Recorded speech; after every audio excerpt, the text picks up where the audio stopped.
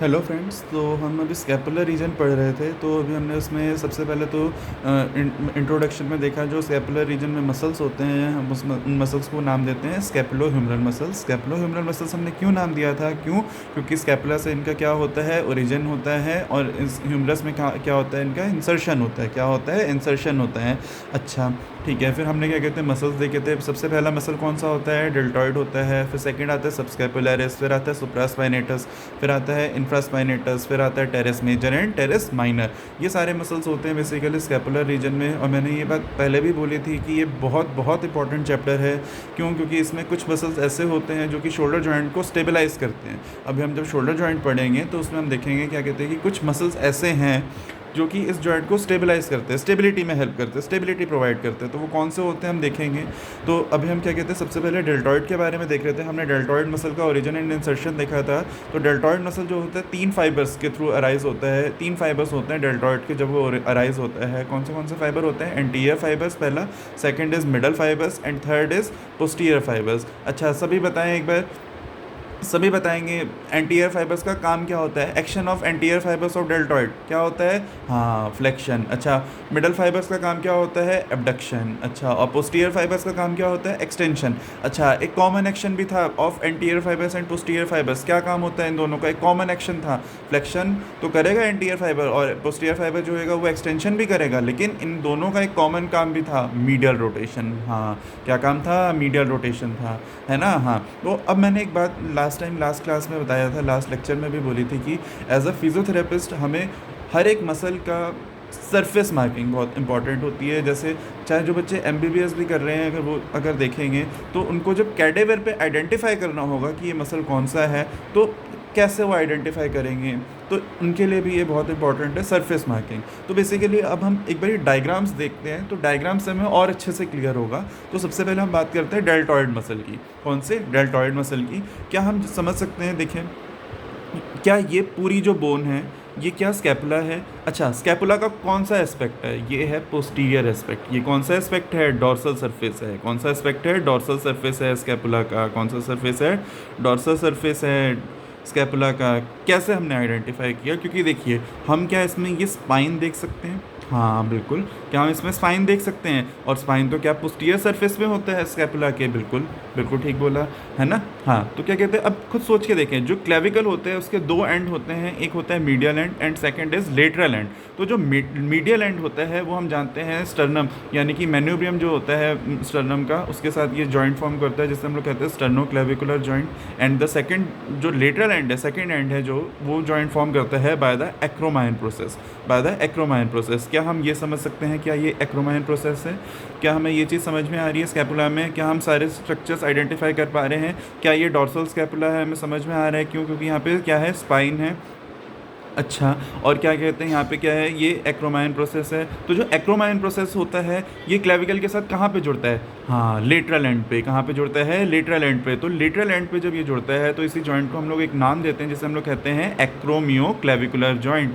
इसको हम लोग क्या नाम देते हैं? एक्रोमियो क्लेविकुलर जॉइंट। कौन सा नाम देते हैं? एक्रोमियो क्लेविकुलर जॉइंट। और एसी जॉइंट, क्या नाम देते हैं? AC joint. ठीक है, क्या ये क्लेविकल हम आइडेंटिफाई कर पा रहे हैं? क्या ये स्पाइन है? स्पाइन दिख रहा है हमें, इसलिए डॉर्सल सरफेस होगा स्कैपुला का, है ना। हाँ, तो हमने जानते हैं क्या कहते हैं कि जो डेल्टॉइड होता है वो 3 फाइबर से अराइज होता है। पहला होता है लेटरल क्लेविकुलर पार्ट और एंटीरियर फाइबर्स। एंटीरियर फाइबर्स का काम क्या होता है? फ्लेक्शन होता है। अच्छा, तो जो एंटीरियर फाइबर्स होते हैं, लेकिन हम जानते हैं उसका ओरिजिन कहाँ से होता है? वो होता है क्लेविकुलर पार्ट, यानी कि कहाँ से है? Lateral aspect of clavicle.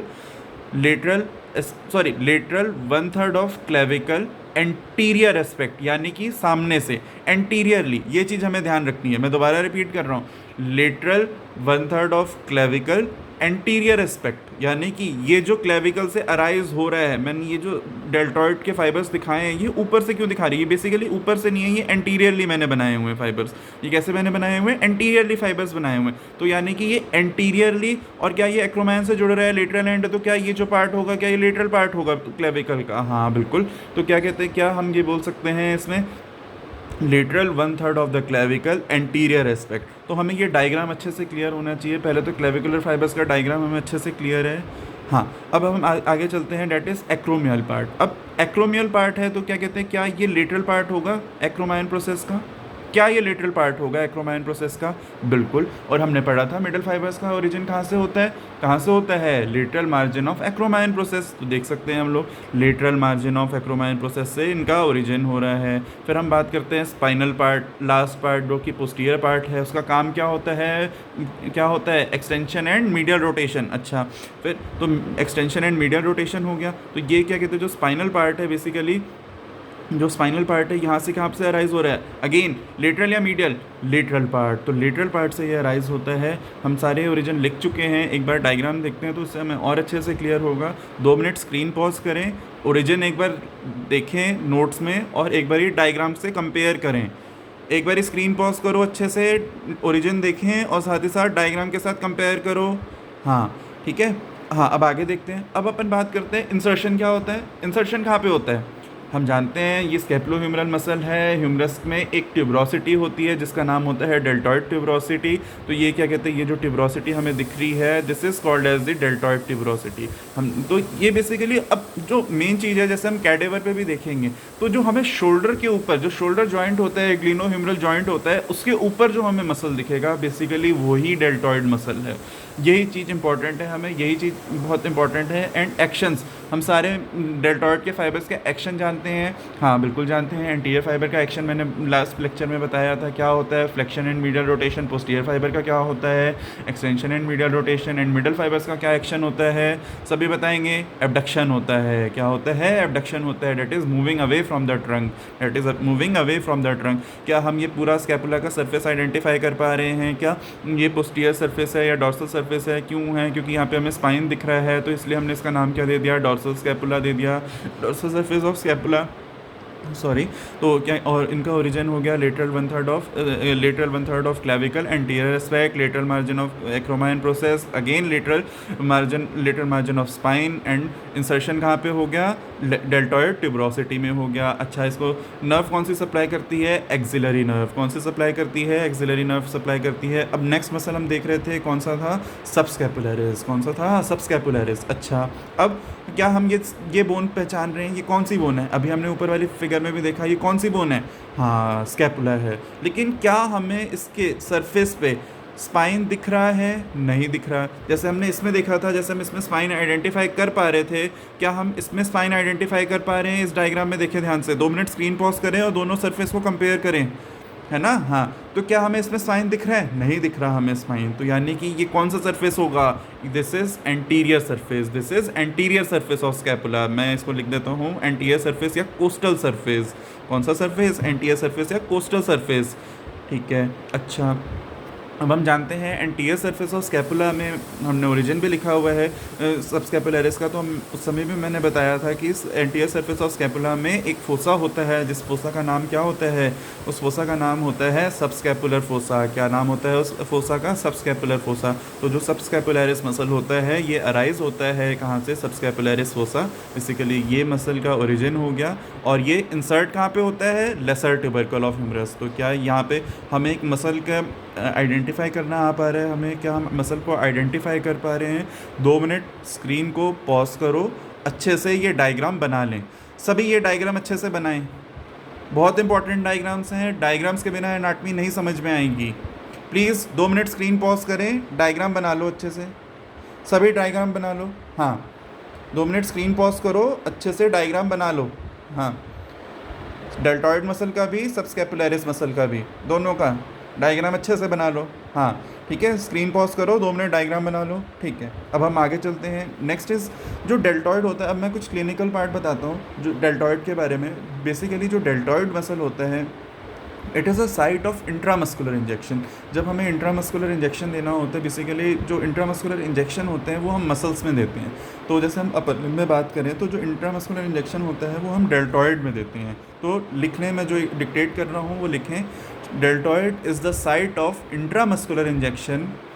Deltoid is the site of intramuscular injection. Deltoid is the site of intramuscular injection.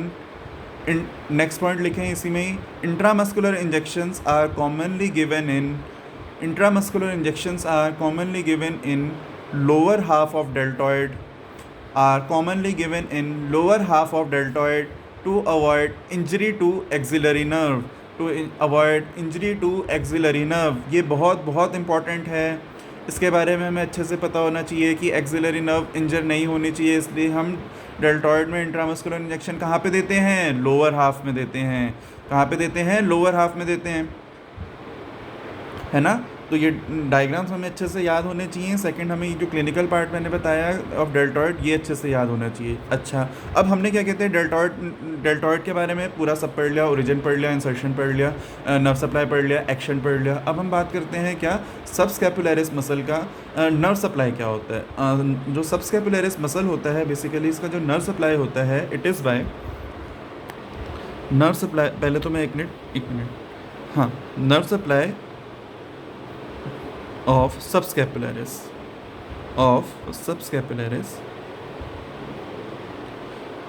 it is by upper and lower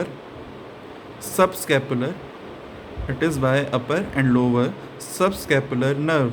ये हमें याद रखना है, अपर एंड लोअर सबस्कैपुलर नर्व, ये याद होना चाहिए। 2 मिनट स्क्रीन पॉज करें, नर्व सप्लाई लिख लें। 2 मिनट स्क्रीन पॉज करो और नर्व सप्लाई लिख लो, है ना। हाँ ठीक है, अब आगे हाँ, हमने इसका नर्व सप्लाई लिख लिया था। नर्व सप्लाई क्या होता है? By upper and lower subscapular nerve. अच्छा, अब इसका बच्चा क्या हमारा? एक्शन। अगेन बहुत इंपॉर्टेंट है एक्शन। एक्शन लिखें। एक्शन क्या होता है? Medial rotator of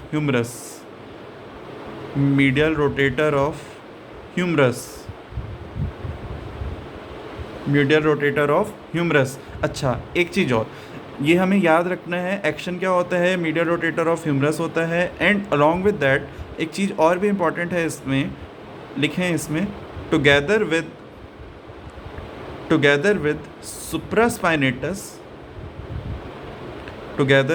supraspinatus infraspinatus and teres minor,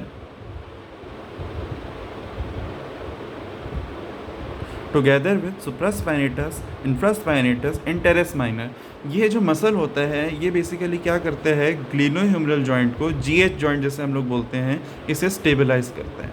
इसे क्या करता है? स्टेबलाइज करता है। ये बहुत इंपॉर्टेंट है। 2 मिनट स्क्रीन पॉज करें, नर्व सप्लाई एंड एक्शन अच्छे से लिख लें और लर्न कर लें, है ना। और ये डायग्राम भी अच्छे से बना लें, सभी डायग्राम भी अच्छे से बना लो, लर्न कर लो डायग्राम अच्छे से। कैसे हमने डॉर्सल सरफेस आइडेंटिफाई किया, coastal surface of scapula identify किया, सब हमें पता होना चाहिए अच्छे से, है ना। हाँ ठीक है, तो हमने बेसिकली अभी 2 मसल्स कंप्लीट कर लिए हैं of scapular region, that is deltoid and subscapularis. हमने इनके डायग्राम भी देखे अच्छे से, इनका एक्शन देखा, नर्व सप्लाई देखा, ओरिजिन एंड इंसर्शन देखा। प्लीज़ आप ये सब इनके ओरिजिन एंड इंसर्शन अच्छे से लर्न कर लें। हमें रात को कोई 2 बजे भी उठा के हमसे पूछेगा कि डेल्टॉइड मसल का ओरिजिन क्या होता है एंड इंसर्शन क्या होता है, हमें ये सब टिप्स पे एकदम बिल्कुल याद होना चाहिए। एंड सबस्कैपुलरिस मसल का ओरिजिन क्या होता है, इंसर्शन क्या होता है, ये भी हमें एकदम टिप्स पे याद होना चाहिए। और एक ये भी बहुत इंपॉर्टेंट पॉइंट है, नोट पॉइंट है, जो कि क्लिनिकल पार्ट है। बेसिकली जो MBBS कर रहे हैं बच्चे, उनके लिए तो ये बहुत इंपॉर्टेंट है कि डेल्टॉइड जो होता है is the site of intramuscular injection. और जो इंट्रामस्कुलर इंजेक्शन होता है वो हम कहाँ पे देते हैं? लोअर हाफ ऑफ डेल्टॉइड में देते हैं। कहाँ पे देते हैं? लोअर हाफ ऑफ डेल्टॉइड में देते हैं, है ना। तो हम आगे नेक्स्ट क्लास में नेक्स्ट मसल्स पढ़ते हैं, that is supraspinatus, infraspinatus, teres major and teres minor. ठीक है, प्लीज़ सभी नोट डाउन कर लें अच्छे से और एक बार इनको लर्न कर लें, है ना। हाँ।